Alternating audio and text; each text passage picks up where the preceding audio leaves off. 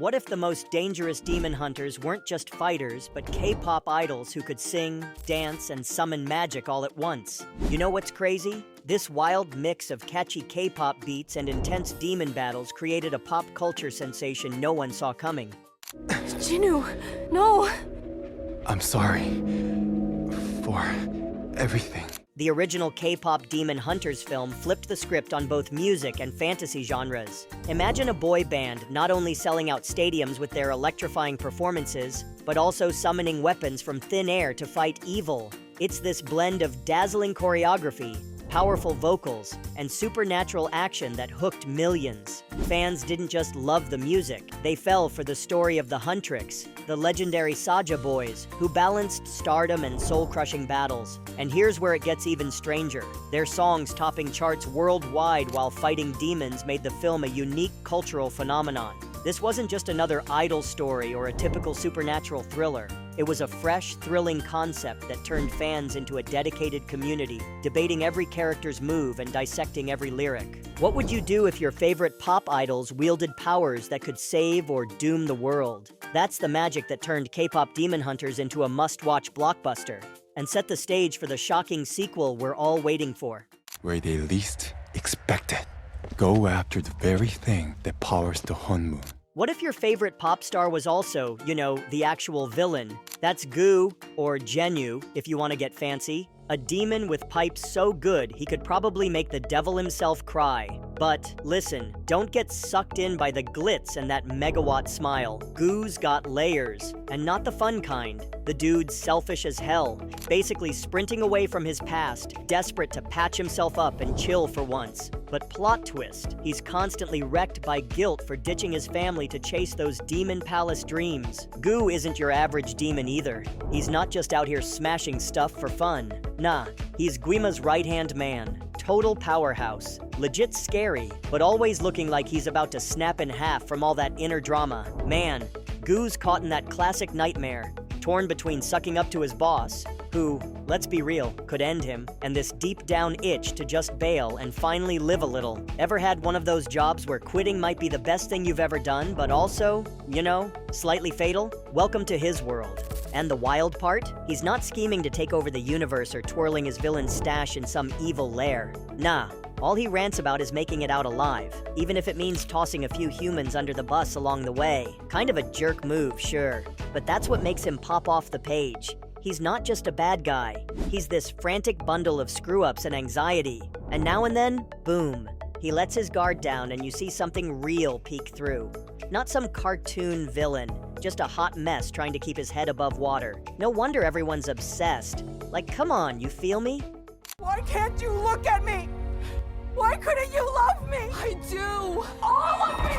Alright, let's get into the juicy stuff. Goo and Roomie. Forget your standard love story. This is a whole different beast. These two, they're like two puzzle pieces from completely different boxes, somehow snapping together because, let's be real, who else would understand the mess they're dragging around? Roomie can't stop sneaking glances at Goo. We've all been there. Don't lie. And apparently, the fans are so into this pairing they've already got a ship name locked and loaded. People love drama, so yeah, not surprised. Now both of them are walking around with "please don't look too closely" signs taped to their backs. Shame, secrets, the whole package. But when they're together, it's like, finally, someone who gets it. No masks, no pretending, just raw, ugly honesty. It's rare. And that makes it kind of beautiful, in a bruised peach sort of way. And then Goo goes and blows it all up. The betrayal is like, damn, did you just do that? He pretty much shoves Roomie into the spotlight, forcing her to reveal the one thing she'd do anything to hide. Her demonic marks. Not just embarrassing, but straight up life-ruining. Imagine being forced to show the world your biggest, most dangerous secret, just so someone else can dodge the fallout. Brutal, right? That's the thing with these two. Their relationship isn't all soft focus and gentle music. It's messy, sometimes ugly, but real. Trust gets tangled with desperation, and honestly, you're left wondering, what would you do if the only person you ever trusted threw you under the bus to save themselves? Oof, that hits hard. Have you thought about my proposal? Look, I want to believe in your crazy plan. Man, Goo's journey is anything but your standard bad guy turns good saga. It's messy. At the start, the dude's motives? Selfish. He's running on fumes, scar tissue, and a boatload of regret. Don't expect him to be busting down doors with the Saja boys. That's not his style. He bails on them, which, honestly, says a lot. The guy's torn between saving his skin and maybe, just maybe, doing something bigger. It's not heroic, it's real. And then, bam, showdown. Out of nowhere, Goo throws himself in front of Roomie, shielding her from Guima, and it hits hard. Not because he's suddenly a saint, but because, for once, he gives a damn about someone else. It's raw, personal, and honestly, kinda heartbreaking. He's terrified of losing her, desperate to fix at least one thing in his train wreck of a life. His sacrifice? Yeah, it helps Roomie take down Guima. But more than that, it's like he snatches his soul back from the abyss. Something he's been missing for, what, centuries? Don't get it twisted, though. This isn't some shiny all-is-forgiven redemption arc. Goo's not walking out with angel wings and a halo. He's just a wrecked guy making one last wild leap for something good. It's dirty and complicated and painfully human. Honestly, that's why it lands. Ever cheered for a character who's more disaster than hero? Goo's whole deal makes you wonder if real redemption's even possible for someone that broken. And just when you think it's curtains for Goo, the movie hits you with a curveball. Instead of fading away, his soul sort of fuses with Roomie, juicing her up with a wild burst of power. Like he's still there, but twisted into something new. Demon 2.0? Half human? Half nightmare? The film leaves it wide open, tossing the mystery grenade right in your lap. So is Goo finally free from Guima's grip? Or did he just level up into some new shade of weird? No straight answers here, just a bunch of tantalizing questions for fans to chew on. Meanwhile, Roomie steps up as the clear hero. Unlike Goo's selfishness, she controls her impulses and fights to protect innocent mortals. She embraces her powers responsibly, even seeking help to avoid losing control, showing a maturity that Goo struggled to find. This contrast between them highlights a key theme: the possibility of hope and change, even in a world full of demons. What do you think Goo's true fate is?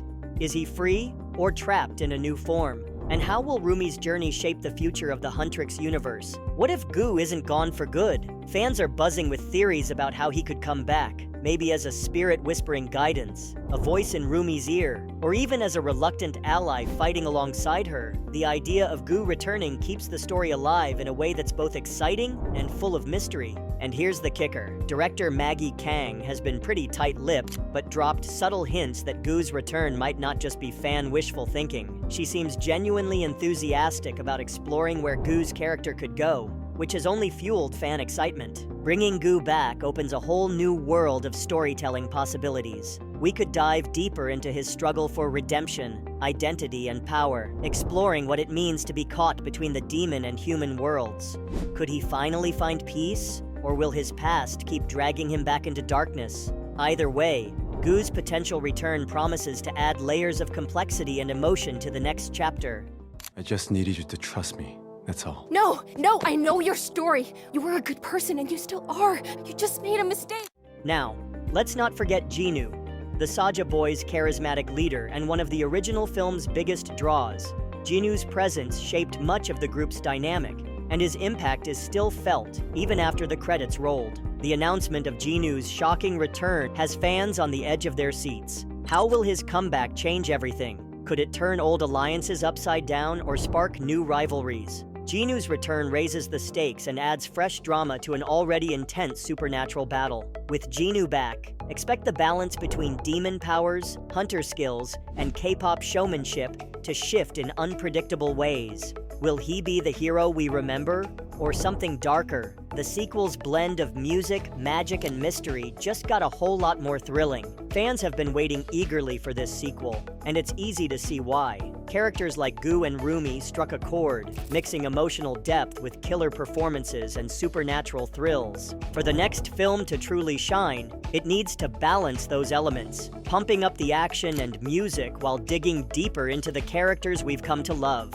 So what do you think? Could Goo return? And how will Jinu's comeback shake up the story?